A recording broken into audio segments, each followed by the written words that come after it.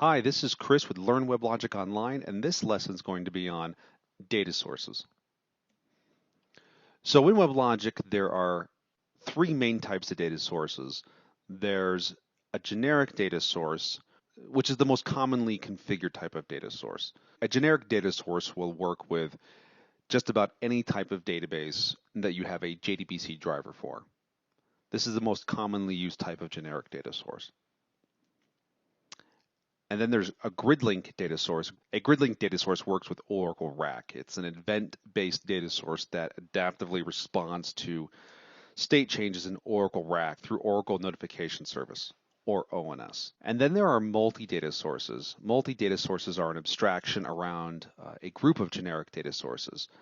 They primarily provide load balancing or failover across multiple data sources or multiple databases. There is a fourth type of database. I mentioned that there are only three primary data source types. The fourth data source type is a Java EE developed data source. Developers can actually define in code the data source, and when they deploy this code, a data source will get created. So I forgot to mention what a data source actually is. And if you don't know, a data source provides database access and connection management to a database. So within WebLogic, we can configure a data source that represents a pool of database connections. And we can define how many connections are in this pool. And rather than having an application connect directly to the database, like you would with a client application that defines a JDBC connection string and is typically single-threaded or may have to maintain and manage their own set of connection pools and have to worry about opening connections and closing connections, a data source within WebLogic manages all that for you, for your application. All that an application has to do is look up the data source within the JNDI tree. And once they have this data source, they can request a connection to the database. And the generic data source manages this on behalf of the application. And so these data sources are tunable. In the lab, we'll look over some of these tunable parameters, such as the number of connections within the pool, so we can define how many connections in a data source actually exist. We can also define initialization scripts that will initialize the database when the data source connects to the database. And there's also security as well. There's many other configuration parameters, and we'll touch on some of these in the lab. And as I mentioned, the generic data source is the most commonly configured type of data source.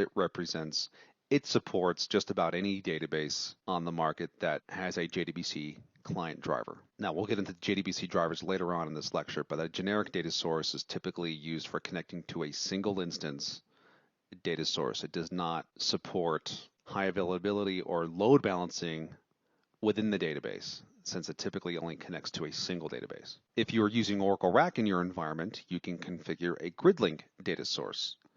A grid link data source provides connectivity between WebLogic and Oracle RAC and responds to events from Oracle Notification Service. So in this diagram, a grid link data source contains a pool of connections that are connected to Oracle RAC's scan address. So the scan address provides a single endpoint for a RAC cluster. And here we've got a 2-node RAC cluster. So the active grid link data source supports the following Oracle RAC features. Fast connection failover, which allows a data source to respond to RAC events using Oracle Notification Service. So if a node were happen to go down, the grid link data source would know about it immediately and fail over connections to a healthy RAC node. It will also remove invalid connections within the connection pool. So inside your connection pool, you've got multiple connections to Oracle RAC in this case. And let's say you've got a 2-node RAC cluster. So I've got some connections going to node A, I've got some connections going to node B. If node A were to fail, then the fast connection failover process immediately notifies the active grid link data source, and all the connections that are in this connection pool will be migrated over to the node B RAC instance. So another feature that grid link supports is the runtime connection load balancing. The active grid link data source uses this to provide load balancing across multiple RAC instances based on Oracle FAN events. So Oracle RAC will communicate health and status back to the grid link data source using these FAN events. And the runtime connection load balancing is smart to determine where requests should go, which nodes are being utilized or underutilized, and route those connections accordingly. And another feature is grid-link affinity. So WebLogic affinity policies are designed to improve application performance by maximizing cluster utilization. So this somewhat works hand in hand with the runtime connection load balancing, where WebLogic will determine which nodes are underutilized or overutilized and can be configured to pin connections to a certain node or to distribute load across those nodes, depending on certain policies that you can define within WebLogic. And lastly here, secure communications. So with a grid-link data source, you can configure secure communication to your database using Oracle Wallet. And if you're not familiar with Oracle Wallet, this is a bad analogy, but an Oracle Wallet is almost like a Java key store where inside you have public and private keys that allow you to connect securely to your Oracle database. So multi-data sources can be thought of as a pool of data sources. A multi-data source really is an abstraction around a collection of generic data sources, and they provide failover and load balancing between nodes of a highly available database system like Oracle RAC. However, it can be used with other database vendors. So the difference between the multi-data source and an active grid-link data source is that a multi-data source uses the generic data sources. So it doesn't support all the features that the active grid-link data source provides, such as fast connection failover or the runtime connection load balancing. It doesn't take advantage of all the inherent and built-in Oracle RAC capabilities through the Oracle notification service or fan events. So it's not very, so the multi-data source isn't very intelligent. It doesn't adapt and respond in real time to events that are occurring within the database. But if you don't have Oracle RAC, then you can provide failover and load balancing across multiple database instances by creating a multi-data source. So if you're using Sybase or MS SQL or DB2, you can support HA and load balancing by configuring a multi-data source. So to configure a data source, you typically will use the admin console, like we've done with creating other resources so far in this course, like admin servers and managed servers. We can use the admin console to create and configure a data source. You can also do this through WebLogic scripting tool. You can script the entire process as well. And when you configure a data source, the console or WebLogic scripting tool, a JDBC system module gets created. A system module is essentially an XML document that defines the parameters around the data source. And so when you do create a data source, an entry is placed in the config.xml of your domain. And there's an entry in that config XML that points to the system module, which is stored in the domain home config/JDBC directory. And each data source will have its own specific XML file. This is different in 12c than it was in WebLogic 11g. In 11g, all the data sources were embedded in the config.xml, as were other resources such as JMS. And in 12c, Oracle moved all these subsystems out of the config.xml to clean up that file, and now each resource has its own XML configuration file. So WebLogic supports just about any database on the market that provides a JDBC driver. And out of the box with WebLogic, you get the Oracle Thin driver, both XA and non-XA. The XA is the transaction driver, and the non-XA is non-transaction. And so if you've got a distributed database system and you need to support global transactions within your application, then you want to use the XA driver.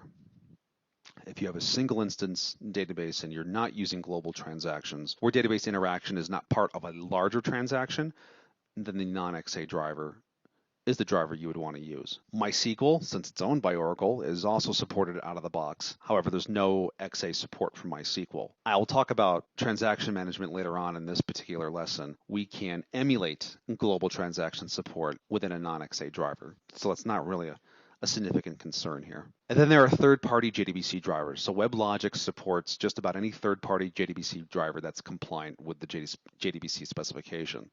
So if you are using a non-Oracle database and you have a JDBC driver, then you have the ability to integrate that in with your WebLogic domain.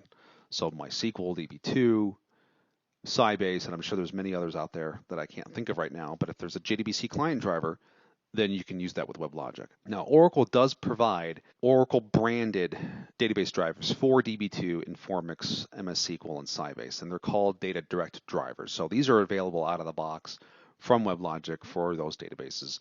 These drivers are not from those vendors. They're not from IBM or Sybase or Microsoft. They are developed by Oracle for these systems. Now, if you want to use the vendor's database drivers, you're more than welcome to. That falls under the third-party JDBC driver classification.